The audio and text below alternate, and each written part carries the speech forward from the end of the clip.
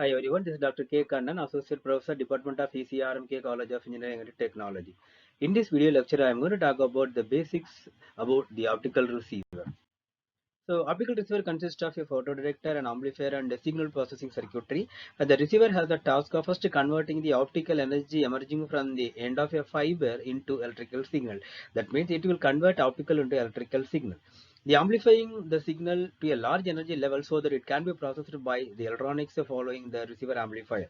The fundamental operation consists of various stages of optical receiver in which the tracing of the path of the digital signal through the receiver and showing what happens at each step along the way. The design of an optical receiver is much more complicated than that of optical transmitter because the receiver must be able to detect the weak distorted signal and make a decision on what type of signal was transmitted from the source on an amplifier and a received version of this distorted signal.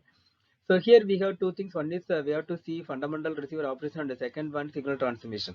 So in the fundamental receiver operation, the design of an optical receiver is much more complex as we have discussed already. And since traditionally fiber optic communication links are intensity modulated direct modulation system that uses a binary on-off keying, that is OOK digital signal. So we first analyze the direct deduction receiver performance by using this OOK signal format. And for signal transmission, the following figure shows the shape of the digital signal at different points along an optical link. The transmitted signal is a two-level binary data stream consists of a binary 1 and binary 0 in a time slot of duration TB. Bit duration is TB. So this time slot is referred as a bit period. So electrically, there are many ways of sending given digital signal. One of the most simplest method sending the signal is amplified shift keying ASK method, or we can go for OVK, where in voltage level is switched between two values which are usually on and off, that is binary 1 and binary 0. The resultant signal wave thus consists of a voltage pulse of amplitude V related to the zero voltage level when a binary 1 occurs and zero level 0. The function of an optical transmitter is to convert electrical signal into optical signal. The way of doing this is by directly modulating the light source driven current sim to produce a varying optical signal. The signal path through an optical data link is, look at that, the diagram shows that the electrical input pulses in the form of binary 0 1, the bit period is TB, so that is given to laser sources, or we can say that LED source, and this is given to optical fiber through optical pulses contains power optical power pulses, the bit duration is TB. Then the output of the optical power is transmitted to the avalanche photodiode or pin photodiode in the form of attenuated and distorted optical power pulses, that is in terms of sinusoidal form.